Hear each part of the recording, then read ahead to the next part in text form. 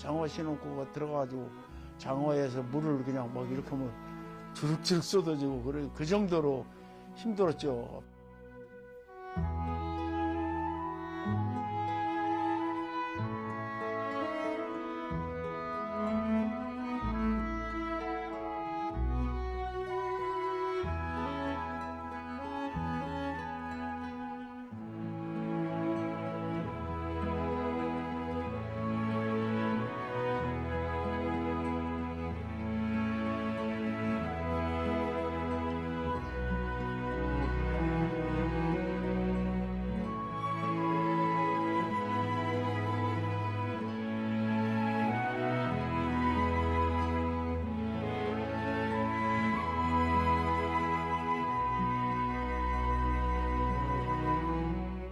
경지를 갖고 또 해외에서 열심히 생활해 갈 수 있도록 하면서 한국에 오시면은 바로 그 발전의 힘을 함께 모아나가기 위한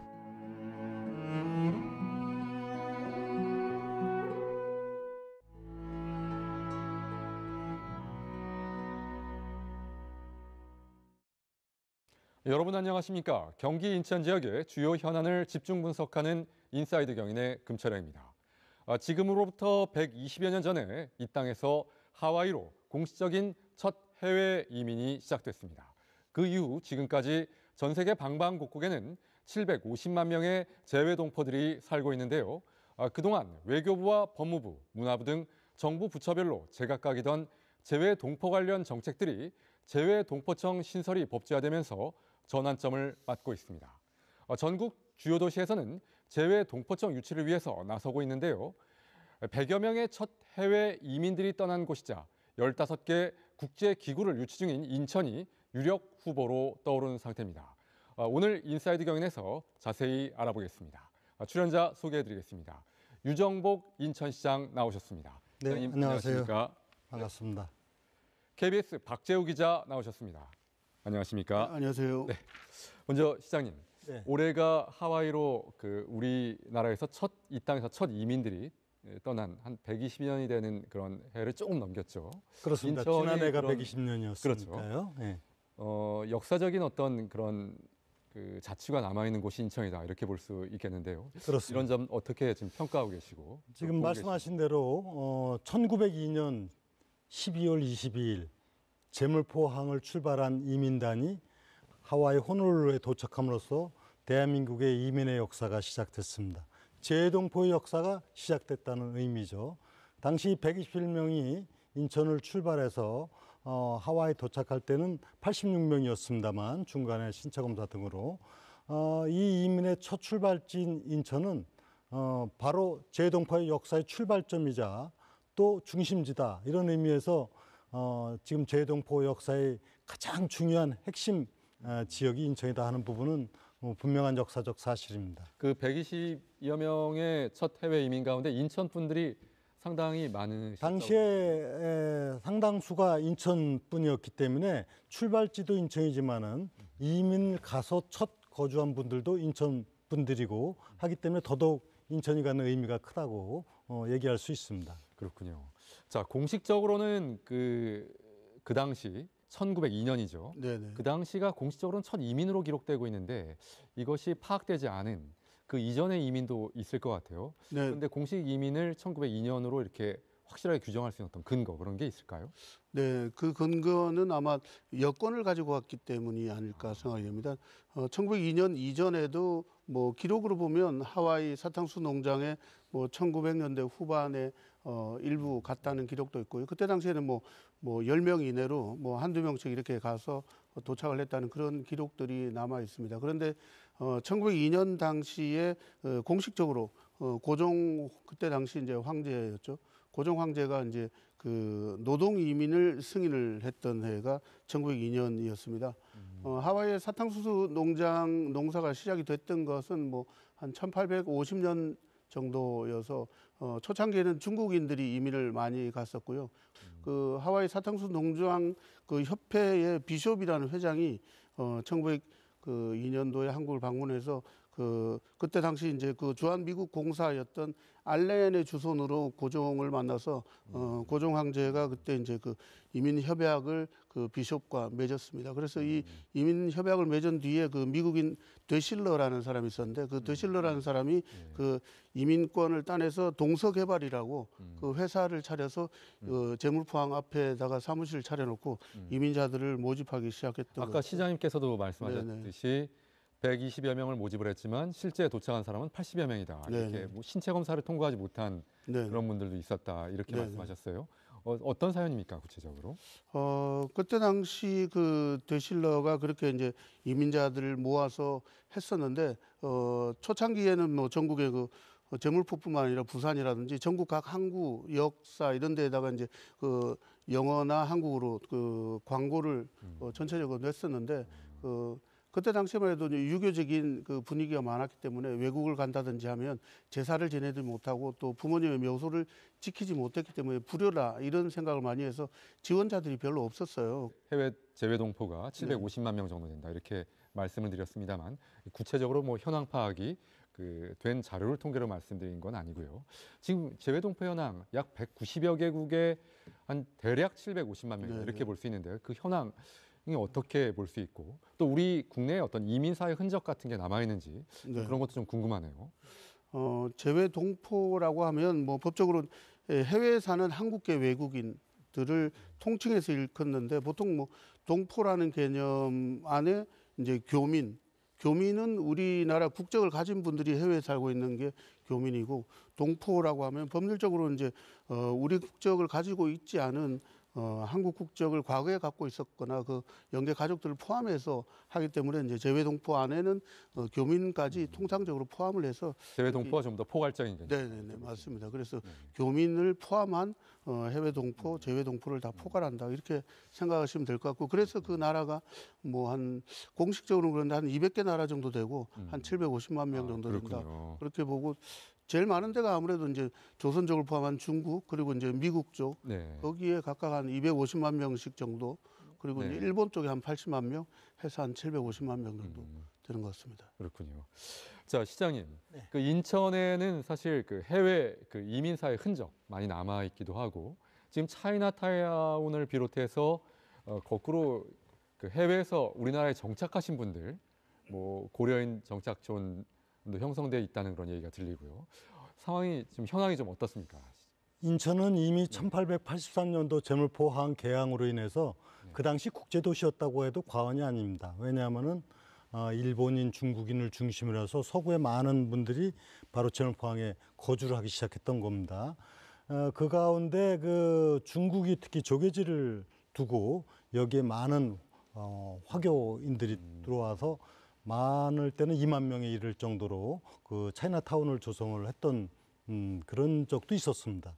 지금도 그래서 차이나타운이 인천에 있으면서 많은 또 관광 자원이 되고 있기도 한데 이 중국 사람들뿐만이 아니라 인천에 지금 다양한 그 민족들이 살고 있습니다. 다문화 가족들이 많이 살고 있는 곳이 인천인데 그 가운데서도 특히 최근에는 그 우즈베키스탄 그리고 러시아 등 우리 중앙아시아권에 있는 고려인들이 연수고 한방마을이라는 곳에 좀 집중적으로 거주하고 있는 지역도 있습니다. 여기 한 6천여 명이 이상 있는데 이분들도 소중한 우리의 그 고려인, 우리의 같은 민족들입니다. 그래서 인천은 차이나타운 또 한방마을에 있는 그 중앙아시아의 고려인 등 또 많은 다문화 가족이 함께 어우러지는 그야말로 국제도시로서의 면모를 갖고 있는 곳이 또 인천입니다.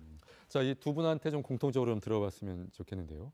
하와이 이민 120년사를 이제 기념을 해서 아마 시장님하고 두 분 그 하와이 다녀오신 걸로 이제 알고 있는데요. 자, 120년 전에 1세대가 이제 정착을 했고 지금 후손들이 하와이 이제 살고 계시는 것 같아요. 네. 어떤 문화적인 연계 이런 것들을 좀 모색하시기 위해서 아마 다녀오신 것 같은데 방문 성과 어떠셨습니까? 네. 제가 아까 말씀드린 대로 120년 역사를 갖고 있지 않습니까? 그 가운데 1902년도에 갔던 첫 이민 1세대들은 1905년까지 무려 64차에 걸쳐서 한 7천여 명이 이주를 합니다. 그분들이 1세대를 이루고 지금은 이제 그 후에 100년이 넘는 세월을 오는 동안에 지금 하와이에만 우리 약 7만여 명의 동포들이 계십니다. 그래서 이분들이 한국인으로서의 긍지를 갖고 살아왔고 또 많은 한국에 기여를 했던 분들입니다. 더더욱 그런 고국에 대한 향수를 잊지 말고 더더욱 하와이에서 더 잘 살아갈 수 있도록 하기 위해서는 인천이 역할을 해야 됩니다. 그래서 지난 12월 달에 제가 가서 120주년 기념 행사를 아주 크게 했습니다. 거기에는 뭐 주지사부터 해서 시장까지 모든 하와이의 유력한 인사들이 함께 했고 또 많은 재동포들이 함께 하면서 이민의 역사를 새로 되새기고 그래서 하와이는 12월 22일 인천의 날로 제정을 하고 또 거기 도착한 날은 1903년 1월 13일입니다. 그 1월 13일은 미주 한인의 날입니다. 이게 법정 기념일로 제정을 해서 하는 등 아주 긴밀한 관계 속에 있고 이분들이 대한민국 재동포 역사의 출발점이라는 긍지를 갖고 앞으로도 우리 대한민국 잊지 말고 함께하는 동포 사회가 될 수 있도록 해나가는 그런 이제 계획을 갖고 있습니다. 그러니까 하와이 주정부가 지정한 인천의 날이라는 것이 네, 있군요. 그렇습니다. 네. 자, 박 기자께서는 그 이민사, 해외 이민사로 다큐멘터리도 제작을 하셨는데 네네. 하와이에 우리 그 1세대 이민의 흔적 같은 것들이 지금도 많이 남아 있는 그런 상황입니까?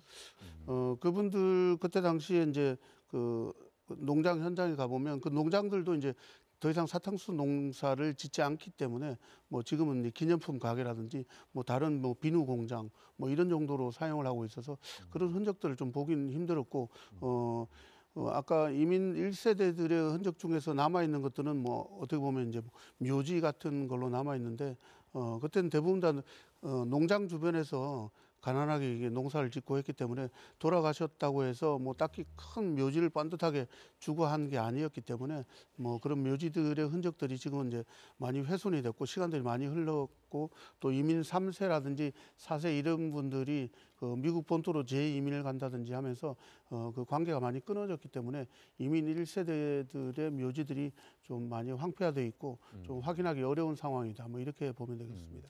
아쉽게도 그런 흔적들이 우리 역사적인 어떤 기록물로 남아 있지는 않는 그런 상황이다. 네네. 이렇게 볼 수가 있겠군요. 그 1월에 제작해서 방송하신 그 네네. 관련된 다큐멘터리 제목이 포아의 독립국 코리아 네. 되어 있네요. 그 당시 하와이를 포아라고 네. 혹시 부르지 않았나 이런 의미로 제목을 이렇게 붙이지 않으셨나 싶어요. 맞습니다. 맞습니까? 네네네. 뭐 포화라는 게 그 한자를 약간 음역을 해서 포화라고 썼고 아까 처음에 말씀드린 대로 초창기 이민을 그 중국인들이 주도하고 그다음에 일본인들이 쓰고 다 한자 문화권이었기 때문에 한자의 음역을 했던 그 포화라는 말을 초창기 이민 같은 분들도 같이 사용을 하고 그때 당시 초창기 이민자들이 그 냈던 뭐 신문이라든지 잡지 같은 거의 제목으로도 잡지가 포화라는 제목을 가진 잡지도 발간을 했었고 신문이나 이런 데 아주 대중적으로 포화라는 글자를 이름을 많이 사용을 했기 때문에 뭐 다큐멘터리에서도 그 포화라는 명칭을 사용을 했었습니다. 아, 그렇군요. 자, 다큐멘터리 내용 이제 궁금하실 텐데요. 여기서 그 내용 일부를 보고 다시 말씀 이어가도록 하겠습니다.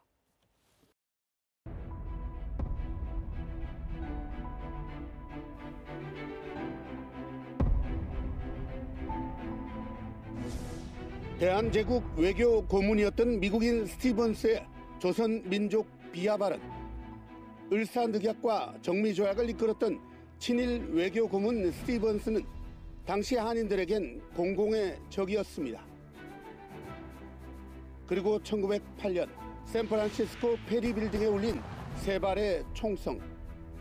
일명 스티븐스 저격 사건은 한국인 두 청년의 거사였습니다. 같은 날 같은 시각 한 사람을 향해 총을 겨눈 두 청년 장인환, 전명훈. 이들은 서로 모르는 사이였고 심지어 저격 모의를 한 적도 없었습니다. 두 청년의 유일한 공통점은 하와이로 이민을 갔던 사탕수수 노동자였다는 것입니다. 하와이 한인들의 이민사를 연구해온 이덕희 소장은 우리에게 놀라운 기록을 보여주었습니다.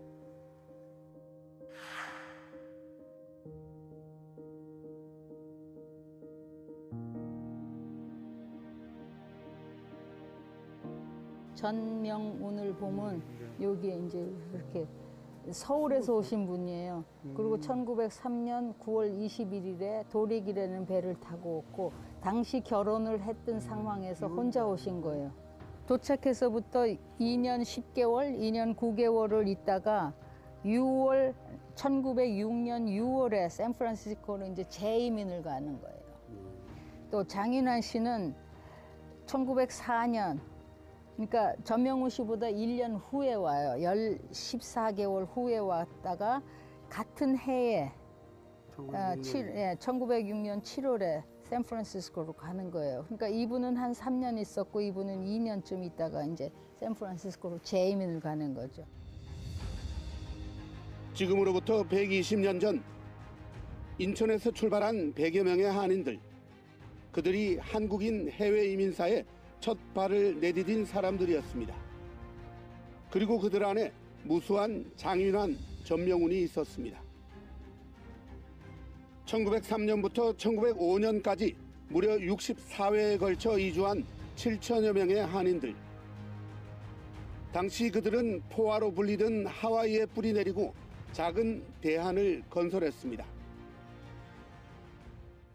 자, 첫 이민 이후에 이제 여러 차례에 걸쳐서 이제 이민이 이제 계속 이어지는 그런 상황이 있었는데요. 그럼에도 불구하고 그 이민 1세대 굉장히 힘든 그런 노동 관련 그런 일을 했단 말이죠. 네. 농장에서 하루 종일 일을 하고. 네네. 여러모로 그 이런 과정 속에서 정체성도 잃지 않기 위한 그런 노력을 했었던 것 같고 아마 좀 눈물겨운 그 이민사에 내용했던 것 같은데 어떻게 네. 보셨습니까?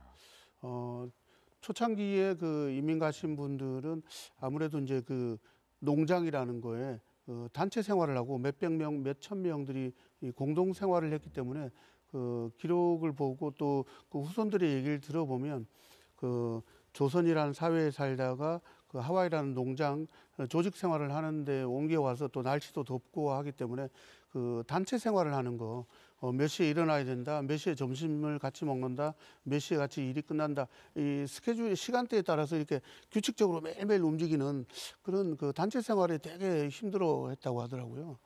초창기 이민자들은 주로 각 농장별로 동회라는 조직을 만들었어요. 동회를 만들어서 자치적인 활동을 하다가 첫 이민자들이 1905년부터 그 일본이 이제 외교권을 빼앗아가면서 중단이 된 이후에는 그 각 동회들을 모아서 한인 합성협회라는 것을 1907년에 만들어요.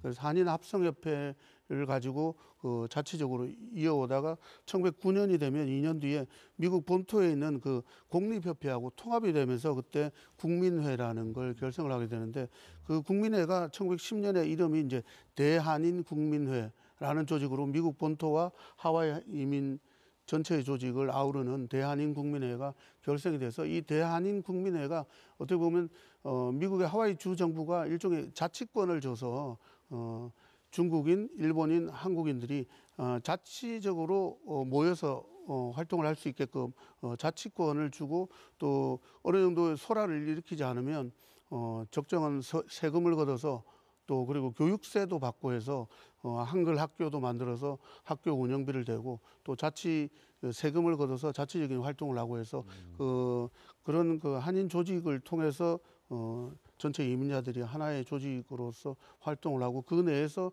독립적인 어떤 국가의 형태를 띈 그런 활동을 했다 이렇게 볼 수 있겠습니다. 그렇군요.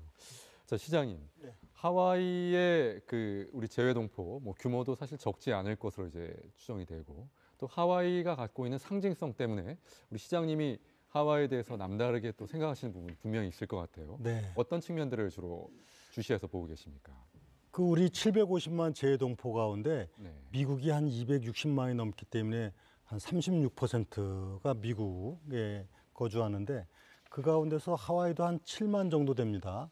그러면은 하와이 인구를 비교할 때 인구 대비로 할 때는 미국에서 가장 많은 한인 동포가 있는 지역이 바로 하와이입니다. 7만이라는 인구는. 그래서 이렇게 우리로서는 50개 주 중에서 가장 많은 한인 비율을 차지하고 있을 뿐만이 아니라 바로 해외 이주의 첫 역사적인 곳이고, 또 하와이는 특수한, 그동안의 동포 사회가 120년 넘는 동안에 한국 사회에 미친 영향이 아주 지대하거든요. 그런 의미에서 하와이는 미국의 다른 50개 주하고는 다른 차원의 그런 특별한 주다, 이런 인식을 갖고 있습니다. 말씀하신 대로 일제강점기에 우리 네. 그 독립운동의 하나의 거점이기도 했고 여러 가지 좀 역사적인 의미도 남다를 것 같아요.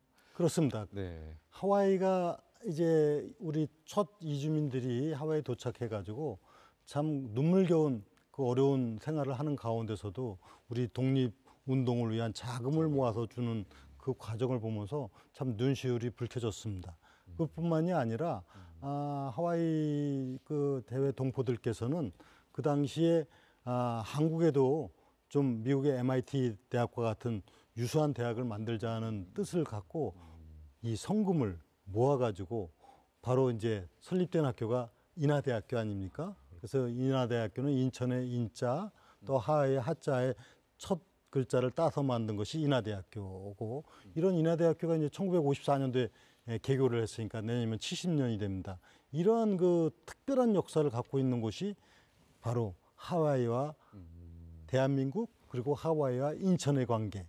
그래서 하와이 이주 100년이 되는 해에 2003년도에는 이민사 박물관은 인천에 만들기도 했던 것입니다. 이와 같은 좀 남다른 특수한 관계가 있는 곳이다, 이렇게 얘기할 수 있습니다. 인하대학교가 우리 하와이에 있는 동포들이 성금을 모아서. 네, 그래서 인하입니다. 인천 인 하와이하의 첫 글자를 딴 겁니다. 그만큼 어떻게 보면 인천이 재외 동포들과 또 이 땅과의 어떤 가교 역할을 하는 그런 전진 기지다라는 그런 그렇습니다. 생각도 좀 드는 부분이 있군요. 그렇습니다. 그렇군요. 자, 아까 시장님께서도 말씀하셨습니다만 하와이에 있는 동포들이 성금을 모아서 독립운동을 위한 어떤 기금도 마련하고, 또 대학 교육 부국을 위해서 또 대학을 또 설립하기 위한 자금도 마련하고, 어떻게 보면 하와이가 독립운동의 거점처럼 비춰지는 점이 있을 것 같아요. 다큐멘터리 제작하면서 이런 부분도 유심히 보셨을 것 같은데 어떠셨습니까? 네, 그 조금 전 보신 다큐멘터리에도 나오는데 우리가 잘 알고 있는 그 스티븐스 저격 사건의 재판 과정에서도 하와이 교민들이 그 성금을 냈었고, 그 우리 안중근 의사 재판에도 하와이 주민들이 십시일반 성금을 모아서 재판에 드는 비용들을 대기도 했었고요. 그다음에 뭐 3.1 운동이라든지 여러 가지 사건이 있을 때마다 독립 자금을 모아서 했기 때문에 일제 강점기 동안 상하이 임시정부를 통해서 또 여러 가지 그 항일 독립운동을 하는데 그 지속적으로 그 정기적인 돈을 낼 수 있는 독립운동의 사실상의 거점이었다. 그렇게 생각할 수 있고요. 그렇지만 그렇게 여러 수천 명, 수만 명의 하와이 이민들이 다 그렇게 적극적으로 노력을 했었는데, 실제 현재에 와서 그 독립운동 서운을 받은 분들이 지금 뭐 몇백 명, 몇천 명 굉장히 많지 않습니까? 그렇게 많은데도 불구하고 하와이에 계셨던 분 중에서 서운을 받은 건 70명밖에 되지 않습니다. 그래서 그런 노력들이 너무 적기 때문에 최근에 일어난 게 이제 하와이 한인회라든지 또 국가보훈부에서 이번에 주관을 해서 하와이 그리스도 연합 감리교회 그리고 미주 한인재단 이렇게 세 군데가 공동으로 주체가 돼서 그 초창기 이민자들의 묘지를 탁본을 해서 그 탁본한 것들을 우리 독립기념관에 가져와서 기증을 하는 그런 행사가 최근에 네. 있어서 120주년을 빛나게 했습니다. 그렇군요. 네. 네, 저희가 그 귀한 탁본 기증 현장을 다녀왔는데요. 가슴 뭉클한 현장 함께 가보시겠습니다.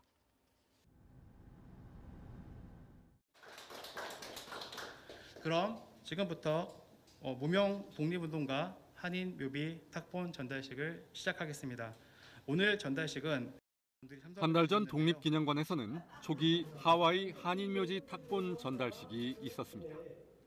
탁본된 묘비의 주인공은 하와이에서 독립운동을 했던 이민자들입니다.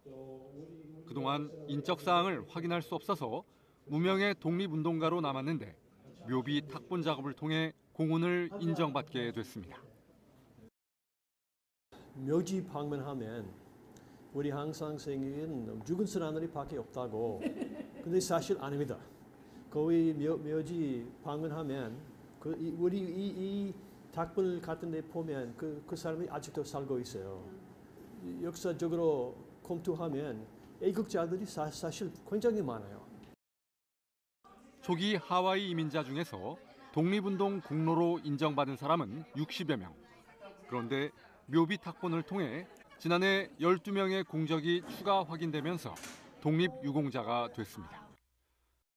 뜻이 묘비에서는 이제 다른 데서 볼 수 없는 그런 자료를 찾을 수가 있고, 우리가 사진을 찍어도 같은 내용은 찾을 수가 있잖아요. 근데 여기에 참석했던 분들이 잠시나마 이렇게 느낌이 옛날에 이분들이 와서 고생을 하다가 이렇게 헌신을 하고 희생을 하고 돌아가셨다는 걸 느낄 수 있고.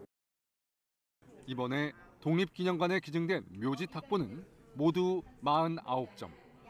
하와이 이민자들의 삶의 기록이 담겨진 귀한 자료들입니다.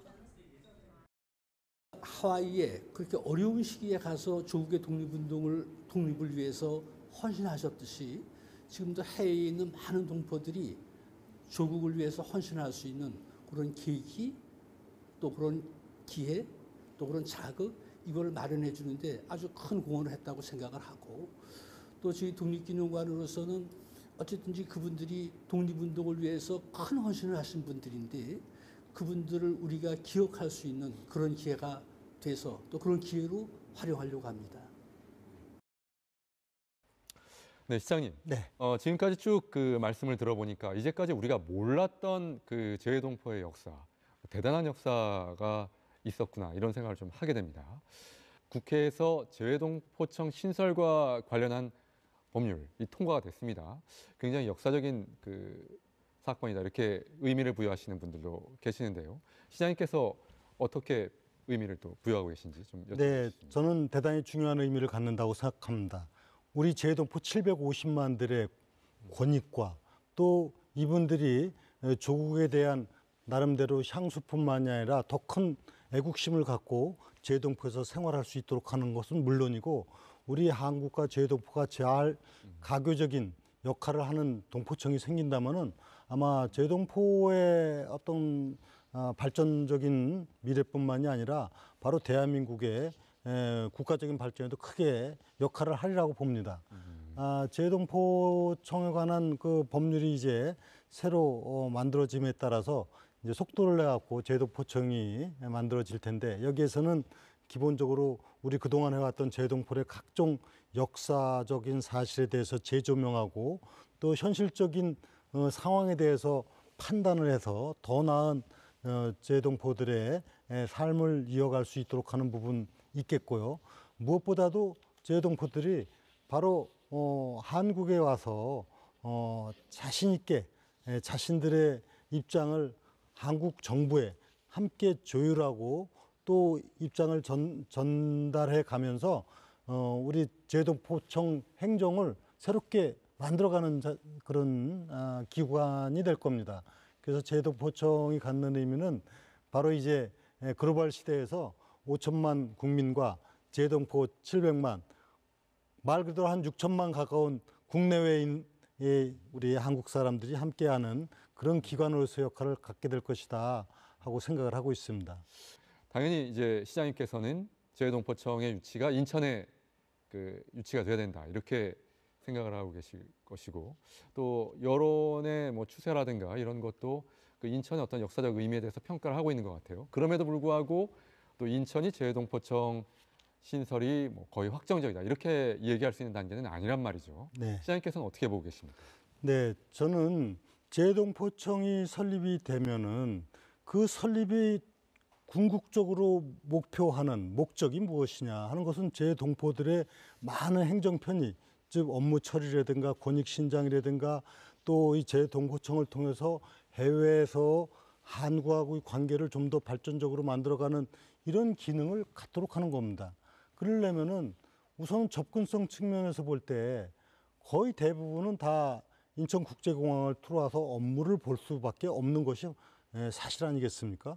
그 부분에서는 단연코 인천과 다른 지역은 뭐 비교가 되지 않을 뿐만이 아니라 인천은 이미 많은 국제 도시가 있고 국제 도시 내에 국제 기구가 있고 또 외국 대학도 있고 이미 아메리칸 타운을 비롯한 재동포를 위한 준비가 돼 있을 뿐만이 아니라 가장 중요한 거는 재동포들이 수요자가 어디를 원하느냐 하는 문제거든요. 우리는 여기가 재동포청이 되는 게 제일 좋습니다 하는 부분이 제일 중요합니다. 그런데 지난해 말에 세계 한인 회장단대회를 인천에서 열었습니다. 72개국 400여 명의 한인 회장들이 와서 대부분이 다 인천이 적지다 하는 부분에 대해서 공감을 하고 동의를 해줬습니다. 제가 지난해 독일에 가서 유럽의 25개국 한인 회장단들이 바로 인천 유치입니다 하고 지지 선언을 해주셨습니다. 이번에 뭐 하와이도 물론이고 우즈베키스탄 그리고 지금 미주 총연합회하고도 협의를 하고 있는데 대부분의 재동포 계신 재동포들께서는 인천이 최적지라고 하는 이런 수요자가 원하는 부분이라는 것은 가장 필요로 하는 그 자신들의 업무를 보기 위해서 인천이다 하는 거고요. 물론 여기에 아까 얘기했던 대로 우리 이민의 첫 출발지, 대한민국 재동포 역사의 출발지인 인천이 갖고 있는 역사적인 의미도 있고요. 그래서 저는 최적지가 인천이다 하는 부분에 대해서는 자신 있게 말씀을 드리고 이런 부분들 이제 정부하고 앞으로 충분히 이해시키고 협의해 가는 과정에서 인천에 재동포청 유치되도록 노력을 할 겁니다. 그 박재우 기자가 독일에서 파독 광부 간호사분들 만나셨던 리포트가 있는데요. 여기서 리포트 보고 말씀 또 이어가겠습니다. 독일 북부의 탄광도시 에센에서 이젠 8순의 파독 광부들을 만났습니다. 35살 늦깎이로 이곳에 온 문영수 씨는 지금도 그때를 생각하면 땀이 쏟아집니다. 장어 신혼고가 들어가가지고 장어에서 물을 그냥 막 이렇게 하면 주룩주룩 쏟아지고 그 정도로 힘들었죠. 1963년부터 1980년까지 이 일대 탄광에 온 광부는 7,900여 명. 당시 그들의 외환 송금 영수증과 그들이 사용했던 객차 등 탄광 장비들이 그대로 남아 있습니다. 1966년부터 온 간호사 12,000여 명도 힘들기는 마찬가지였습니다. 말이 안 통하니까 학생들이 나를 밥으로 볼 것 같다 하는 그 느낌. 그래서 더 속상했었는데. 광부와 간호사들이 함께 의지하며 타양살이의 고통을 헤쳐가기도 했습니다. 음식 때문에 굉장히 힘들어가지고 시소금도 왔어요. 광부 그 아저씨들이 홀란드에 가가지고 고춧가루를 많이 사왔어요. 1965년부터 75년까지 이들이 한국으로 보낸 외환은 1억 달러. 당시 수출액의 약 2%나 됐습니다. 산업화에 큰 역할을 했지만 지금은 기념회관에 난방비가 없을 정도로 어려움을 겪고 있습니다. 스스로 이렇게 하다 보니까 현재 이 겨울이 된 춥고 겨울이 됐는데도 난방도 못 켜는 이런 실정이 있거든요. 이들처럼 희생해온 재외동포들을 위한 실질적인 지원이 시급합니다. 긍지를 갖고 또 해외에서 열심히 생활을 갈 수 있도록 하면서 한국에 오시면은 바로 그 발전의 힘을 함께 모아나가기 위한 이민 120주년을 맞아 750만 동포를 지원하기 위한 재외동포청 설립이 속도를 내고 있습니다. KBS 뉴스 박재우입니다. 네, 시장님. 네. 그 만나셨던 파독 광부 간호사분들 중에서 성공하신 분들이 상당히 많이 계시죠. 그럼에도 불구하고 또 어렵게 사시는 분들도 있으신 것 같아요. 만약 재외동포청이 신설이 된다면 이런 분들에 대한 어떤 지원 같은 것도 그 어떤 형태로도 좀 이전보다는 좀 나은 형태로 이루어질 수 있을까요?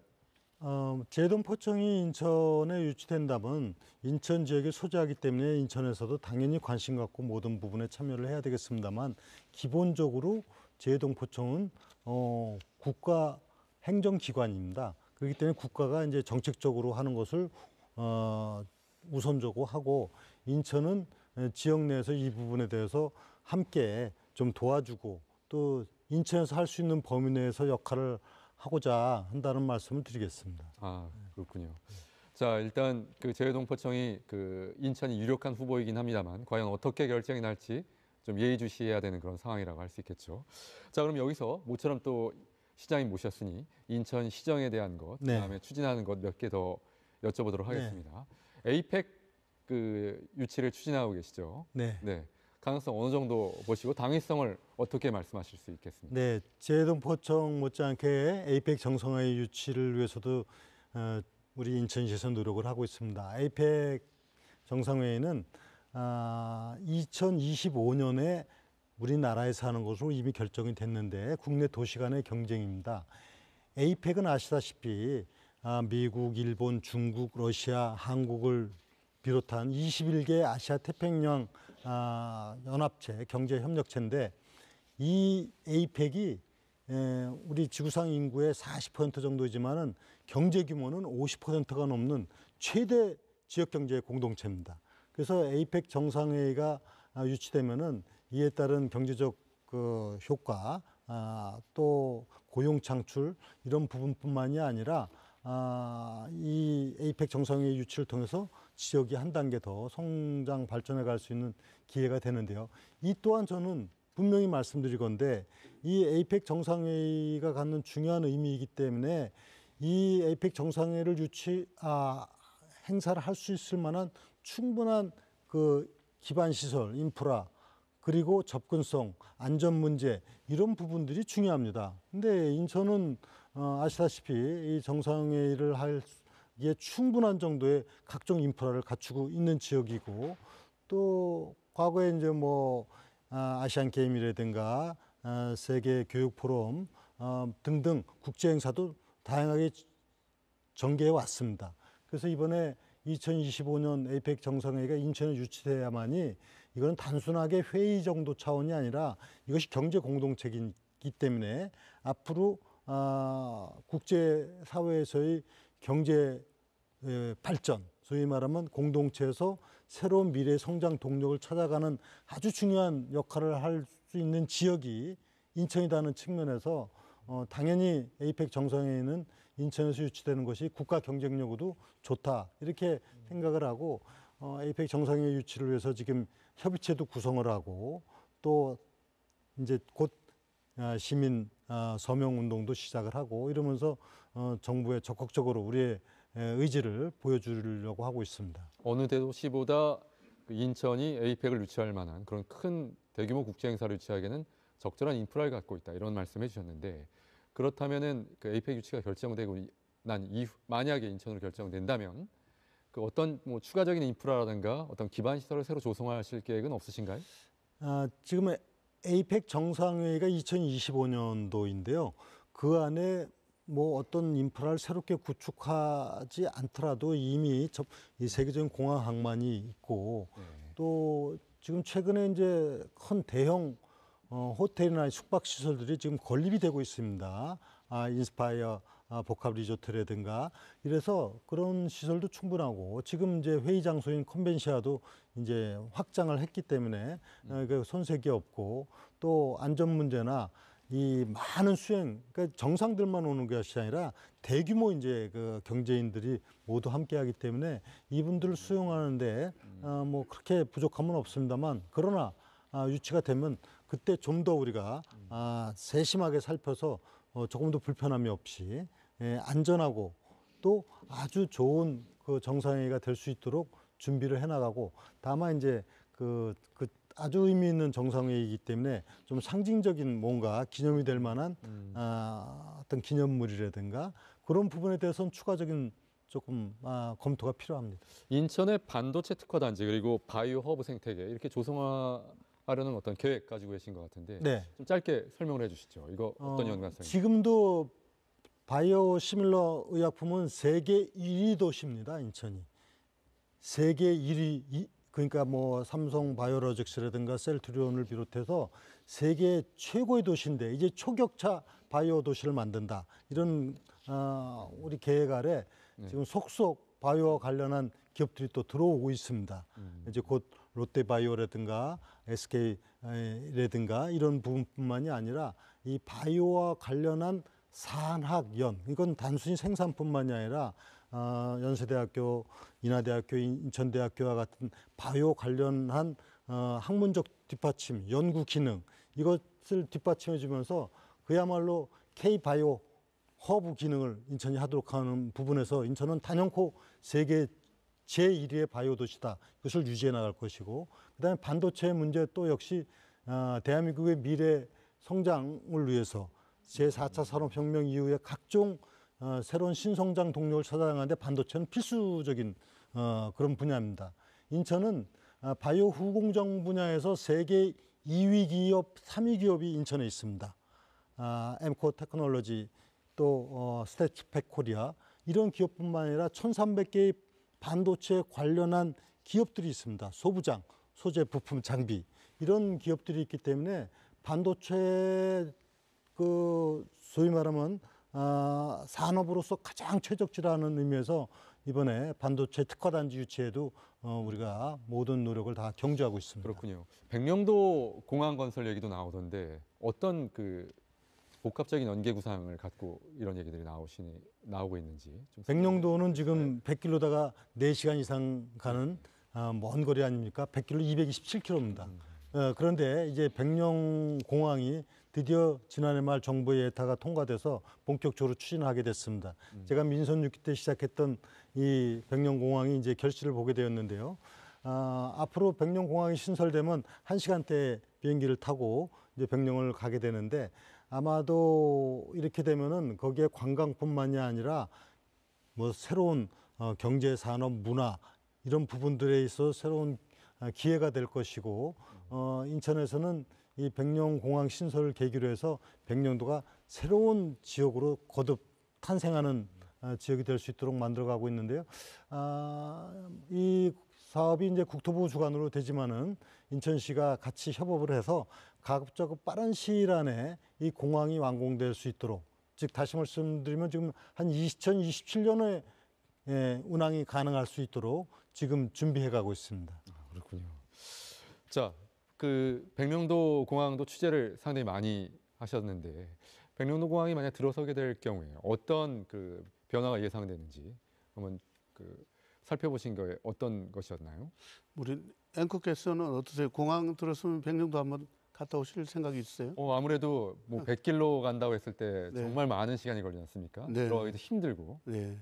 아무래도 그 접근성이 용이해지니까 자주 가지는 못하더라도 네. 그래도 상당히 마음 편하게 한번 가볼 것 같아요. 네. 현재 백령도 왔다 가는 인원이 연간 한 15만 명 정도 되는 걸로 그렇군요. 추정이 되는데요. 네네. 금방 시장께서 설명하신 대로 예타 통과할 때 KDI에서 집계한 게 네. 공항이 생기면 15만 명보다 한 배 가까이 많은 한 25만 명 정도 왔다 갈 거냐 이렇게 생각을 했었는데 네. 인천시라든지 우리 이제 옹진군에서 예상을 할 때는 2030년 정도 되면 한 40만 명 정도 이렇게 다녀가지 않을까 이렇게 그만큼 다녀가는 인구가 크게 늘어나는 것이기 때문에 그렇게 하려면 결국 어떻게 소비를 더 창출을 해야 되기 때문에 여기 아까 말씀하신 대로 문화 그다음에 경제 그리고 여러 가지 관광 인프라 이런 것들을 동시에 빨리 만들어내는 것이 관건이라고 생각을 합니다. 자, 이제 뭐 교통 인프라가 그 인천 전역으로 많이 확충돼 가고 있다는 거 여러모로 인천의 발전에서 중요한 이정표가 될 것 같은데요. 자, 이 인프라 문제와 별개로 네. 인천시에서 좀 어떤 현안, 네. 그 쓰레기 매립지와 관련해서 네. 여러 가지 얘기들이 좀 많이 나오고 있는데 골치 아픈 현안 중에 하나로 아마 분류하고 계시지 않을까 이렇게 생각이 됩니다. 자, 여러 가지 그 인천의 쓰레기 매립지 문제가 그 지역 민원 중에 차지하는 어떤 비중도 있을 것 같고 또 이거 보시는 관점도 좀 새롭게 좀 갖고 계시지 않을까 이렇게 생각이 됩니다. 어떻게 보십니까? 네, 수도권 매립지는 바로 제가 민선 6기 시장 시절에 어렵게 풀어놓았던 일입니다. 그 당시 환경부 장관, 서울시장, 경기도지사와 함께 사자 협의체를 만들어서 합의를 했던 내용입니다. 합의해서 대치 매립지를 조성한다. 그리고 수도권 매립지 관리공사를 인천시에 이관하고 그리고 지금 매립지 서울시와 환경부가 갖고 있는 매립지를 인천시에 이양한다. 이런 합의를 했던 사항입니다. 그런데 지난 4년 동안 이것을 합의 사항을 이행하지 않았던 것이 문제이고 대단히 유감스러운 일입니다. 그래서 다시 합의 정신 또 합의 내용은 이것은 어디 간 게 아닙니다. 그래서 다시 제가 지난 2월 17일 환경부 장관, 서울시장, 경기도지사와 함께 사자협의체를 재가동을 한 겁니다. 재가동해서 이제 그 합의 내용을 준수한다. 그 준수하기 위해서 앞으로 조속한 시일 내에 이 문제를 해결한다는 데 합의를 했고, 이를 위해서 이제 실무국장회의를 매달 정례화하고 함으로써 수도권 매립지 문제를 해결한다, 이런 것이고요.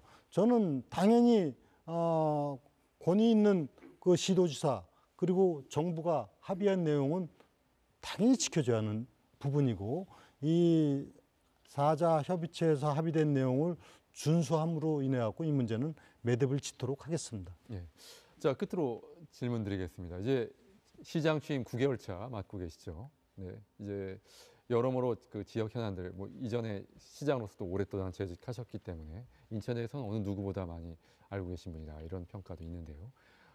향후 그 남은 임기를 어떻게 지금 초점을 맞춰서 이끌고 가실 것인지 한번 계획을 좀. 네, 저는 이미 인천의 비전을 제시했습니다. 인천의 꿈을 키워서 대한민국의 미래를 만들어 간다. 그리고 시민이 행복한 세계 초일류 도시를 만들겠다 하는 이미 비전과 목표를 설정을 했고, 이것은 제 임기 내에 정말 제 모든 열정을 다해서 꼭 이루어 나가고자 합니다.